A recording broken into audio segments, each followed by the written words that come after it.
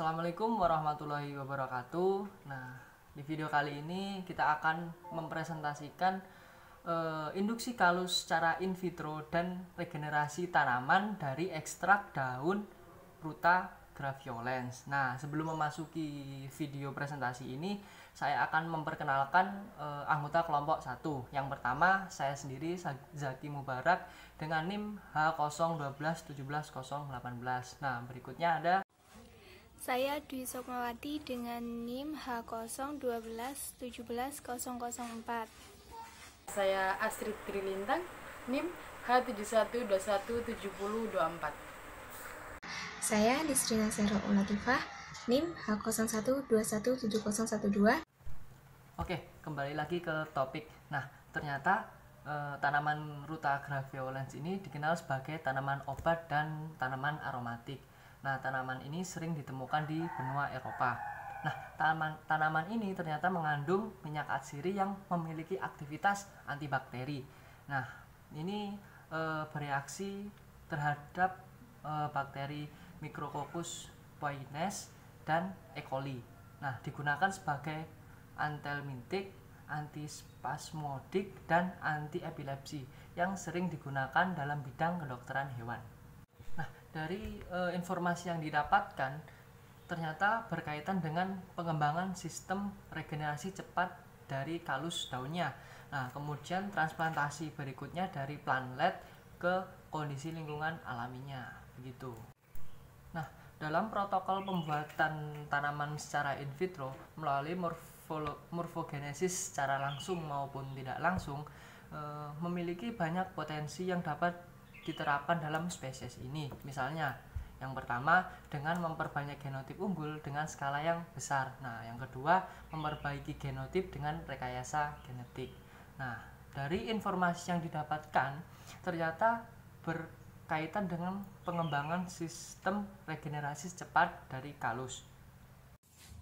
Nah, selanjutnya yaitu metode tunas muda Ruta graveolens diperoleh dari tanaman yang tumbuh di kebun raya Universitas Muslim Aligar. Yang pertama yaitu daun dicuci bersih menggunakan air mengalir selama 20 menit. Kemudian daun direndam dengan 5% deterjen cair selama 10 menit dan dibilas 3 kali menggunakan Aquades. Selanjutnya disterilisasi permukaan menggunakan merkuri klorida 0,1% selama 5 menit. Kemudian dibilas kembali sebanyak 5 kali dengan Aquades. Segmen daun dipotong secara aseptik, kemudian dipindahkan ke medium agar steril sebanyak 20 ml dalam tabung kultur. Nah, medium yang digunakan yaitu medium MS yang dilengkapi dengan nutrisi 3% sukrosa, 0,8 agar, dan ZPT.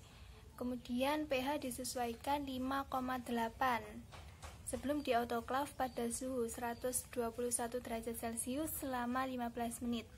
Selanjutnya, semua kultur diinkubasi pada suhu 23 sampai 27 derajat Celcius selama 16 jam dengan kelembaban relatif 50 sampai 60%. Kemudian segmen daun diletakkan pada media induksi kalus yang mengandung 2,5 sampai 20 mikrolit 2,4 T atau 2,4,5 T. Setelah 4 minggu, daun berasal dari kalus dipindahkan untuk induksi tunas. Perlakuan medium dengan BA dan kinetin yaitu dengan konsentrasi 1 sampai 10 mikrolit. Kemudian IAA, IBA, dan NAA yaitu dengan konsentrasi 0,5 sampai 5 mikrolit sendiri maupun dalam kombinasi. Kemudian setelah 8 minggu dicatat persentase eksplan membentuk kalus, kemudian jumlah tunas regenerasi per kalus, dan panjang tunas. Selanjutnya, tunas regenerasi dipotong dari kultur dan dipindahkan ke medium MS dengan IBA 0,5 sampai 2 mikrolit untuk kultur akar. Plantlet dengan sistem tunas dan akar yang dikembangkan dengan baik diambil dari kultur. kemudian dicuci secara hati-hati dengan air mengalir, dan dipindahkan ke dalam pot plastik yang berisi selai steril. Kemudian ditutup dengan kantong plastik transparan untuk memastikan kelembaban tinggi. Kemudian dibiarkan selama 2 minggu dalam rangka untuk aklimatisasi plantlet dengan kondisi lapangan. Selanjutnya tanaman dipindahkan ke dalam pot yang berisi tanah kebun biasa. Nah, setelah metode pembuatan tanaman secara in vitro ini kemudian perlu diuji dengan pengamatan secara histologis. Nah, dilakukan beberapa step. Yang pertama, pemotongan kalus pada bagian tunas, kemudian difiksasi dalam larutan formalin, asam asetat, dan etanol. Nah, dari ketiga larutan tersebut itu perbandingannya 5:5:90 selama 24 jam. Nah, yang kedua, disimpan dalam etanol 70%, kemudian didehidrasi dalam etanol yang bertingkat. Nah, berikutnya ditanam dalam parafin menggunakan metode yang dijelaskan oleh Johnson. Nah, setelah itu dari hasil cetakan parafin tadi dipotong menggunakan mikrotom dan kemudian diwarnai menggunakan safranin dan fase green. Nah, setelah diwarnai ini hasil potongan dari mikrotom tadi itu dapat diamati dalam mikroskop cahaya. Nah, dari data yang didapatkan melalui pengamatan secara histologis, kemudian data tersebut dianalisis menggunakan varian ANOVA dan dibandingkan dengan uji di MRT pada tingkatan signifikan 5% gitu.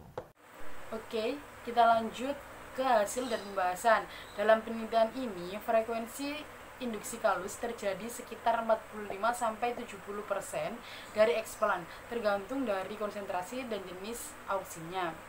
Pada konsentrasi yang lebih rendah dari 2,4 D dengan ukuran 2,5 mikroliter, hanya 45% kultur daun yang menunjukkan pembentukan kalus.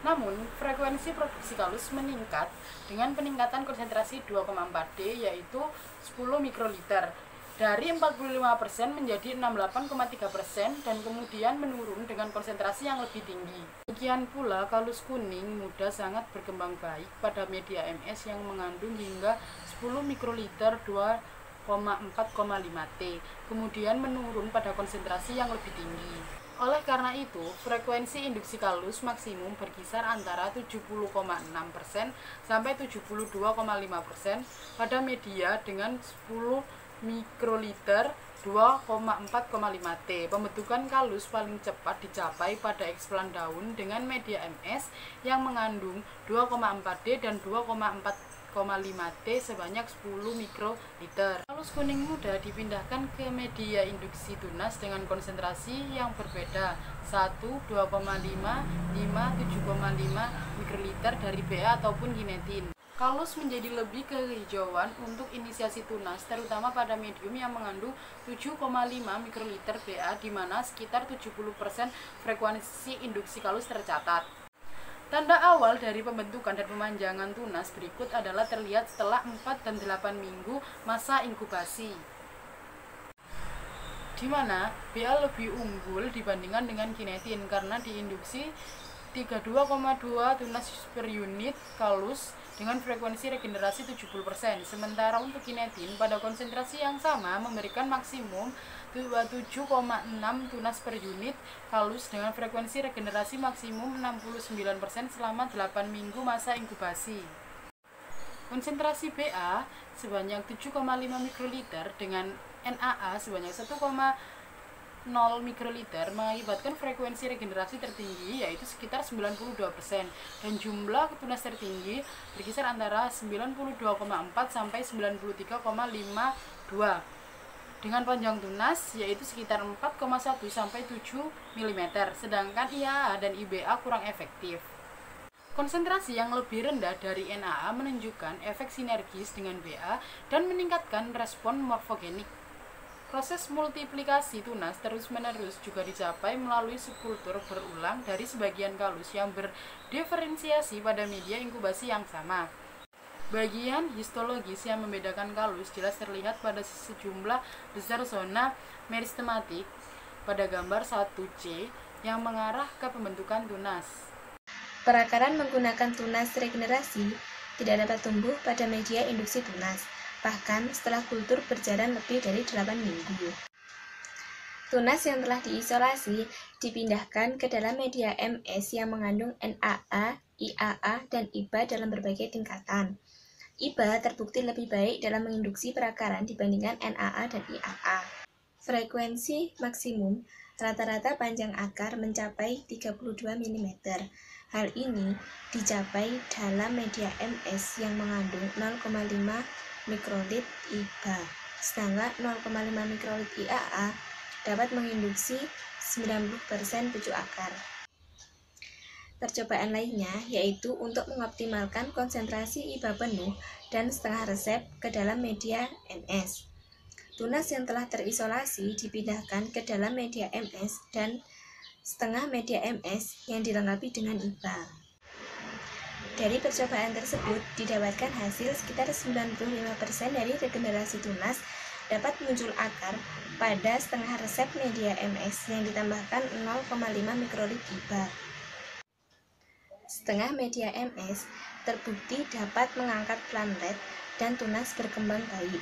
Kemudian akar dipindahkan ke dalam pot yang berisi soil red steril dan menyesuaikan diri. Setelah tanaman dapat menyesuaikan diri, selanjutnya dipindahkan ke dalam pot di bawah sinar matahari agar tanaman berkembang dengan baik. Selanjutnya yaitu kesimpulan. Metode regenerasi tanaman tidak langsung dari explant daun Ruta graveolens menggunakan protokol sederhana, yaitu dapat direproduksi dan menghasilkan 372 tanaman aklimasi dengan 100 explant atau 8 tanaman per daun. Sistem ini dapat menginisiasi kultur kalus untuk transplantasi planet ke rumah kaca dengan cepat, yaitu selesai dalam waktu 16 minggu. Sekian yang dapat kami sampaikan, kurang lebihnya mohon maaf. Wassalamualaikum warahmatullahi wabarakatuh.